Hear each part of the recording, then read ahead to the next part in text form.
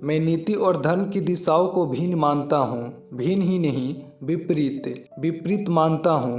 क्यों मानता हूँ उसे समझना चाहता हूँ। नीति साधना का अर्थ है आचरण शुद्धि, व्यवहार शुद्धि व व्यक्तित्व की परिधि को बदलने का प्रयास है। व्यक्तित्व की परिधि मेरा दूसरों से जो संबंध है उससे निर्मित होती है। वह दूसरों से मेरा व्यवहार है। मैं दूसरों के साथ कैसा हूँ वही मेरा आचरण है। आचरण यानी संबंध, रिलेशन। मैं अकेला नहीं हूँ, मैं अपने चारों ओर अन्य लोगों से घिरा हूँ। मैं समाज में हूँ और इसलिए प्रति क्षण किसी न किसी से संबंधित हूँ। यह अंतर संबंध ही जीवन मालूम होता है। मेरे संबंध शुभ है तो मेरा आचरण सद है और मेरे संबंध अशुभ है तो मेरा आचरण असद है। सद आचरण की हमें शिक्षा दी जाती है। वह समाज के लिए आवश्यक है। वह एक सामाजिक आवश्यकता है। समाज को आपसे, आपकी निपट निजता में कोई प्रयोजन नहीं है। उस दृष्टि से आप न भी हो तो भी समाज को कोई अर्थ नहीं है। समाज के लिए आप उसी क्षण महत्वपूर्ण है जब आप किसी से संबंधित होते हैं। समाज को आप नहीं,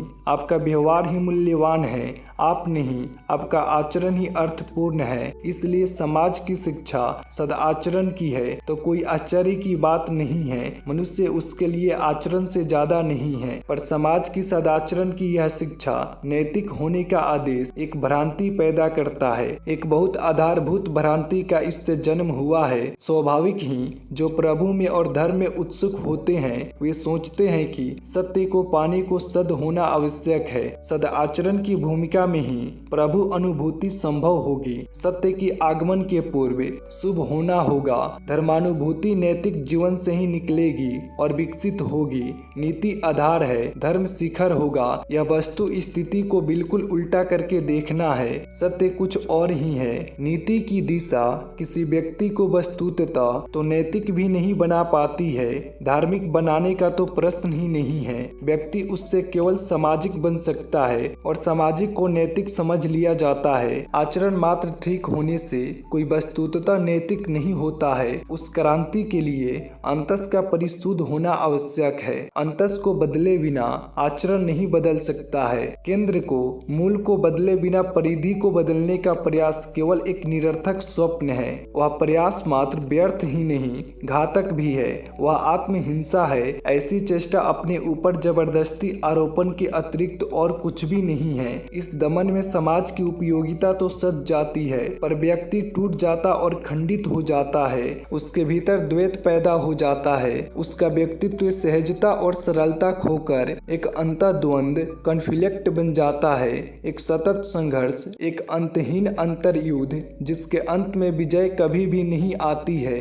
यह व्यक्ति के मूल्य पर सामाजिक उपयोगिता को पूरा कर लेना है। इसे मैं सामाजिक हिंसा कहता हूँ। मनुष्य के आचरण में जो कुछ प्रकट होता है वह महत्वपूर्ण नहीं है। महत्वपूर्ण अंतस के वे कारण हैं जिनकी वजह से वह प्रकट होता है। आचरण अंतस की सूचना है, मूल वह नहीं है। आचरण अंतस का ब्रह्म प्रकाशन है और वे लोग नासमझ हैं जो प्रकाशक को बदले बिना प्रकाशन को बदलने की आकांक्षा करते हैं। उस तरह की साधना व्यर्थ है। वह कभी फलवती नहीं होगी।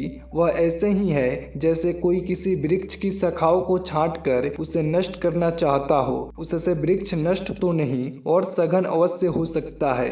वृक्ष के प्राण शाखाओं में नहीं है, वे तो जड़ों में हैं। उन जड़ों में जो कि भूमि के अंतर्गत है और दिखाई नहीं पड़ती है। उस जड़ों की प्रसुप्त आकांक्षाएं ही वृक्ष के रूप में प्रकट हुई है। उन जड़ों की आकांक्षाओं और वासनाओं ने ही शाखाओं का रूप लिया है। शाखाओं के छाटने से क्या होगा? वस्तुतः ही यदि जीवन क्रांति चाहते हैं तो जड़ों तक चलना जरूरी है। मनुष्य के आचरण की जड़ें रूट से अंतस में है। आचरण अंतस का अनुगामी है, उसका अग्रगामी नहीं। इसलिए आचरण को बदलने का प्रयत्न दमन, सप्रेशन के अतिरिक्त और क्या हो सकता है? और दमन क्या कोई परिवर्तन ला सकता है? दमन का क्या अर्थ है? दमन का अर्थ है जो हमारे अंतस से सहज उठता है उसे उठने न दे और जो नहीं उठता है उसे बलपूर्वक उठाएं और प्रकट करें। जो हम दबा देंगे वह कहाँ जाएगा?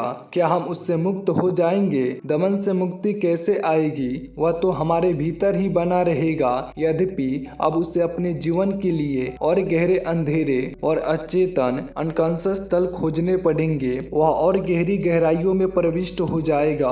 वह वहां छिपा रहेगा जहां हमारी दमन की चेतन आंखें उसे खोज न पाए, पर गहरी बैठ गई इन जड़ों के अंकुर तो फूटते ही रहेंगे, शाखाएं तो पल्लवित होती ही रहेंगी। और तब हमारे चेतन कॉन्शियस और अचेतन अनकॉन्शियस के मध्य एक ऐसे संघर्ष की शुरुआत हो जाएगी जिसकी परिसमाप्ति केवल विक्षिप्तता में ही हो सकती है। विक्षिप्तता हमारी तथाकथित और थोथी नैतिकता पर खड़ी सभ्यता का परिणाम है। इसलिए जितनी सभ्यता सिविलाइजेशन बढ़ती है उतनी ही विक्षिप्तता बढ़ती है। और यह हो सकता है कि एक दिन हमारी पूरी सभ्यता विक्षिप्तता में परिणत हो जाए। विगत 2 महायुद्ध इसी तरह की विक्षिप्तताएं मेडनेस थे और अब तीसरे और अंतिम की तैयारी चल रही है। मनुष्य के व्यक्तिगत जीवन में जो विस्फोट होते हैं वे और सामूहिक जीवन में भी हिंसा, बलात्कार, अनैतिकता और पाशविकता के जो विस्फोट होते हैं वे सभी दमन के परिणाम हैं। दमन के कारण मनुष्य सहज और सरल नहीं हो पाता है, फिर दमन का तनाव एक दिन उसे तोड़ ही देता है। हाँ, एक तीसरा विकल्प भी है, वह है पशु जैसे होने का। अपराधी का जन्म उस विकल्प से होता है, उससे हम बचना चाहते हैं। पशु होने से हम बचना चाहते हैं तो हमारी सभ्यता उपरोक्त 2 विकल्प देती है। पशु होने का अर्थ है अपने को अचेतन प्रवृत्तियों इंस्टिंक्ट्स के हाथ में पूर्णतया सौंप देना। यह भी असंभव है क्योंकि जो अंश मनुष्य में चेतन हो गया है वह अचेतन नहीं हो सकता है। नशे में हम उसी अचेतना को खोजते हैं। नशे की तलाश पशु होने की आकांक्षा का प्रतीक है। पूर्ण बेहोशी में ही मनुष्य प्रकृति के पशु के बिल्कुल अनुकूल हो सकता है, पर वह तो मृत्यु के ही तुल्य है। यह सत्य विचारणीय है, बहुत विचारणीय है। मनुष्य बेहोशी में पशु कैसे हो जाता है और उसे पशु होना हो तो बेहोशी की खोज क्यों करता है। यह सत्य इस बात की सूचना है कि मनुष्य में जो चेतना है वह पशु जगत का अंश नहीं है, वह प्रकृति का अंश नहीं है। फिर हम क्या करें? हमारी सभ्यता 3 विकल्प देती है, पशु का विकल्प,